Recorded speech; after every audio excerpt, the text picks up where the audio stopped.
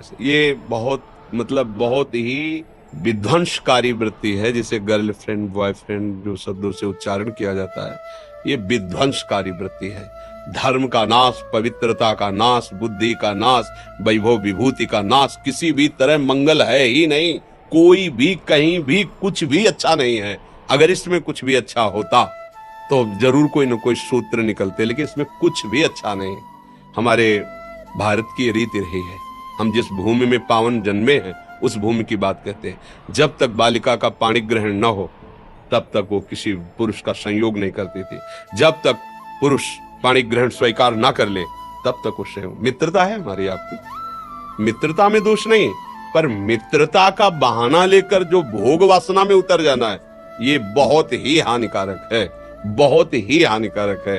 अब तो ऐसा भी सुनने को मिला है कि वो कौन सा लिव इन रिलेशन तो क्या कहते हैं। अब बोलो क्या जीवन, तुमने क्या समझा है? बाजार की दुकान की वस्तु समझा है क्या, कि हमने ले लिया, हमने देखा स्वाद नहीं, हमने छोड़ दिया। ये आप खिलवाड़ समझते हो? किसी के जीवन के साथ खिलवाड़ कर देना या अपने जीवन के साथ खिलवाड़ कर देना, ये बहुत ही, ना आप देशभक्त बन सकते हैं, ना आप माता पिता के भक्त बन सकते हो, ना आप भगवान के भक्त बन सकते हैं। आपका जीवन कूड़ा हो जाएगा। ये जो आज का समय चला है, भगवान बचावे, इसीलिए कलिकाल विहाल किए मनुजा, नहीं माने को अनुजा तनुजा। तो सब भाव भ्रष्ट होते चले जा रहे हैं। जहां हमारी सुरक्षा होनी चाहिए वहीं हम अपने आप का नाश कर रहे हैं। उसे उचित यही है कि अपने को संभालने की चेष्टा करो, दूसरों को प्रणाम करो, ऐसे लोगों का संग मत करो। दोस्त बनाना, हम कह रहे हैं पूरे विश्व को दोस्त बना सकते हैं। कबीरा खड़ा बाजार में सबसे पूछत खैर, अपनी सबसे दोस्ती नहीं किसी से बैर। सब मेरे भगवत स्वरूप मित्र, सबको प्यार, सबको दुलार, सबको सुख पहुंचाने की भावना।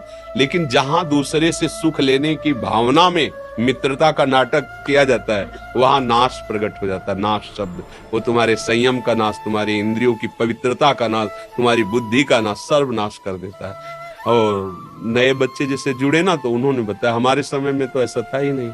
ये मोबाइल नहीं था, गर्लफ्रेंड बॉयफ्रेंड, ये तो शब्द ही नहीं थे, शब्द ही नहीं। और सच्ची कहते, गाँव का ऐसा पवित्र जीवन कि 10, 12, 14 वर्ष तक तो उनको यही पता नहीं रहता था कि स्त्री पुरुष का कोई ऐसे व्यवहार भी होते। खेल रहे, नहा रहे, कूद रहे, ऐसा पवित्र। अब 8-10 वर्ष का बच्चा मोबाइल का पूरा इंजीनियर है। वो पूरी सब बातें आज तक मोबाइल चलाना नहीं आया, जीवन में कोई मोबाइल नहीं रखा, आज भी नहीं है। तो बहुत संभलो, बहुत कलयुग का प्रभाव बढ़ रहा है। मोबाइल के द्वारा गंदी बातें देखने की सुविधाएं हो गई हैं, और दोस्तों के द्वारा तो टॉर्चर किया जाएगा। हमारे दोस्त लोग हमको ऐसा, फिर तो मुझे लगता है कि ऐसी दोस्ती तो नहीं है, ऐसा व्यवहार तो ठीक नहीं है। अच्छा, आज आपसे दोस्ती हुई, वो आगे एक शब्द और बता रहे थे, वो रोक देने को क्या कहते हैं? दोस्ती दोस्ती को रोक देने को क्या कहते हैं? हाँ बोलो ये। अब वो दूसरे से, वो दूसरे से अगर आप अपनी शास्त्रीय भाषा में इस व्यवहार को घुमा के पूछो तो क्या कहोगे? अगर घुमा के पीछे बैक में आओ और महापुरुषों के वचनों से पूछो, तो अगर वो शब्द उच्चारण करेंगे ना, तो वैसे चोट लगेगी आपके हृदय में कि कितना गिरा हुआ शब्द कहा जा रहा है। इसको क्या कहते हैं जानते हैं? पीछे के शब्दों में शास्त्रों में पढ़ लेना। आज जिसे तुम खिलवाड़ समझ रहे ना, इससे ब्रेक किया, क्या ब्रेकअप, हाँ ब्रेकअप, और दूसरे से फिर मित्रता, फिर उससे, फिर तीसरे से, फिर चौथे से। तो हम क्या उस शब्दों को बोले? आप लोग अपने मन और बुद्धि को डांट नहीं सकते हो? इतने गंदे आचरण कर रहे हो। जब आप गृहस्थी में जाओगे तो आपकी क्या निष्ठा होगी?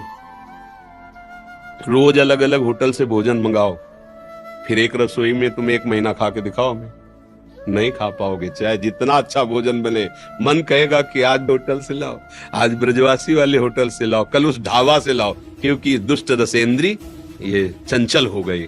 फिर अन्य इंद्रियां जिनको आप चंचल कर रहे हो, फिर क्या होगा? जीवन व्यर्थ हो जाएगा।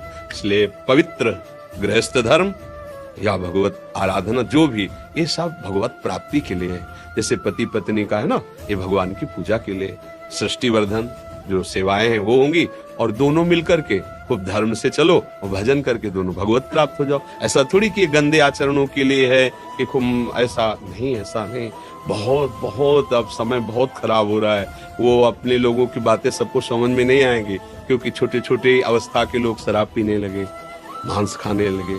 क्योंकि वीआईपी पंक्ति में सम्मिलित होना है तो आपको ये करना पड़ेगा। हमें बच्चे बताते हैं, ये तो यार वही पुराना आदमी, ये गरीब आदमी, गांव का आदमी, ये क्या जाने सब वीआईपी पन वही कि वो पिए बिस्की, अले अंडा खाए, मुर्गा खाए, और ये गर्लफ्रेंड ये सब करे। तो बोले तो वीआईपी लोग, भैया ऐसे वीआईपी मत बनो कि तुम जीने लायक न रहो। देख लेना, आप खुद अपने जीवन को देख लेना एक दिन, क्योंकि तुमने मनोरंजन किया ना, अब तुम्हारे जीवन में मनोरंजन उतरेगा।